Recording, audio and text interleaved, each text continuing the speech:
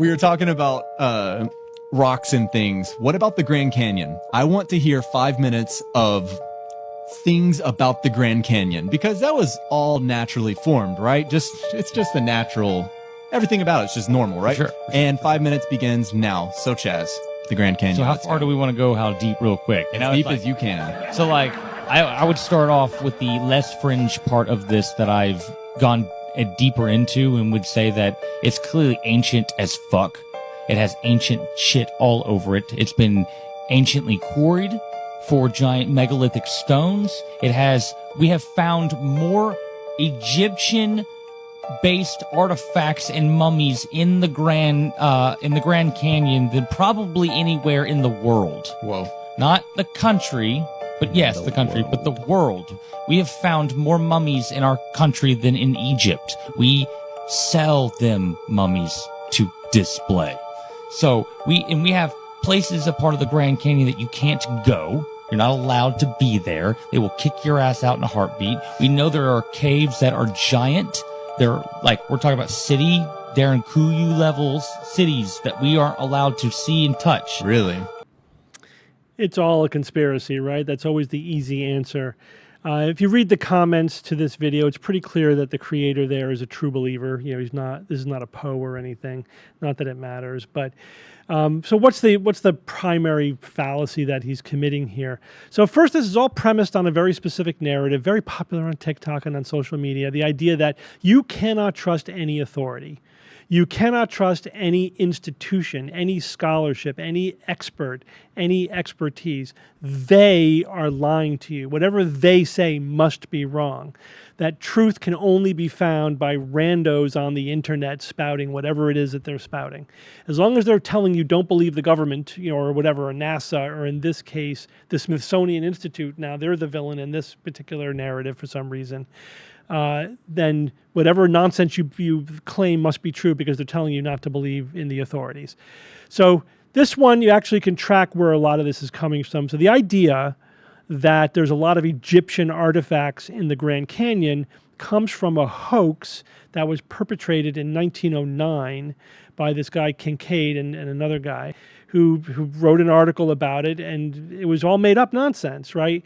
They were there, I think they were on a grant from the Smithsonian, which is how they got, rolled into this. The Smithsonian has been doing damage control on this ever since, right? Every now and then they have to say, no, we didn't find Egyptian artifacts in the Grand Canyon. No, this is all just made up. This is not true. You'll notice that there's zero evidence presented in this video. They go, wait for the next video. That's when we'll show you the evidence. All right, dudes, bring it. Show me evidence. Show me an Egyptian mummy, right? Egyptian-style mummy that was found in the Grand Canyon. Show me these alleged giants. I mean, the giant thing, this has been old and debunked for decades. So one, again, sloppy intellectual nonsense that he's spouting is that they found mummies in the American South and Southwest, more mummies than in Egypt. And he equates mummy with Egyptian-style mummy. But that's not what they found in the Southwest.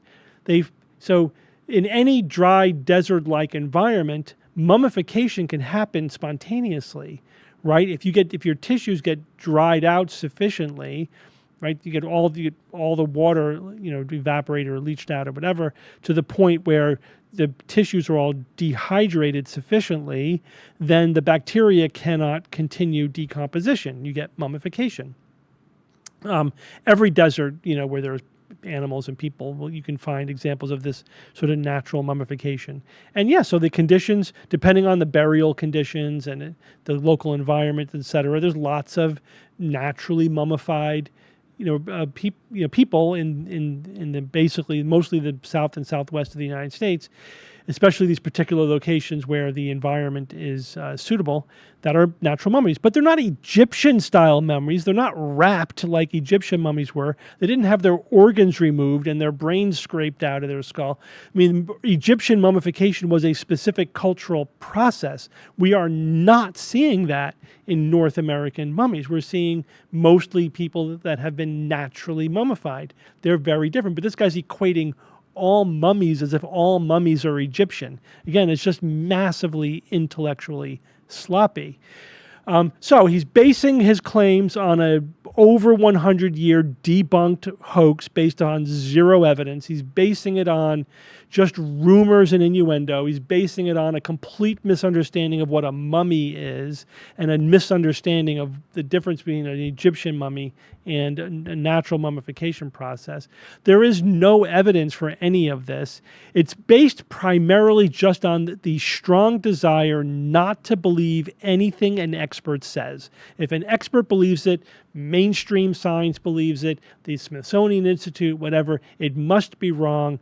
And again, it's just this childish cartoon villain narrative they have about, well, the people in power don't want you to know the true history of life on Earth, of people on Earth, so they're hiding it from us.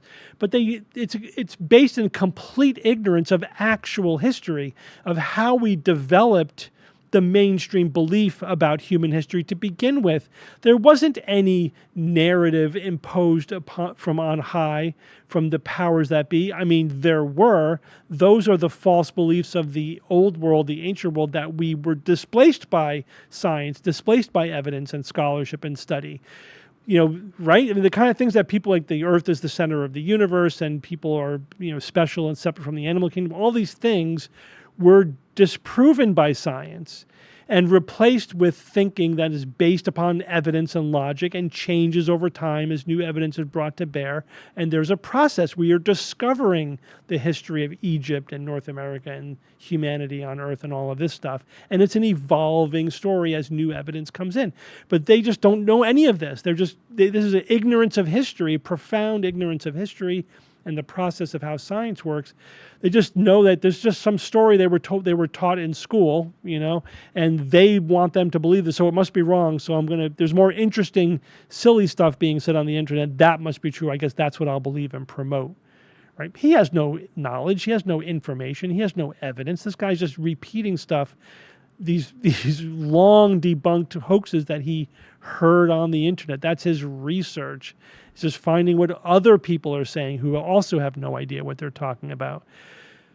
So, but you can find, the good thing is the internet is also a source of real information, which you can find if you know where to look. It's not hard. You just need to be intellectually curious. You need to have a little bit of an understanding of how knowledge works and science works.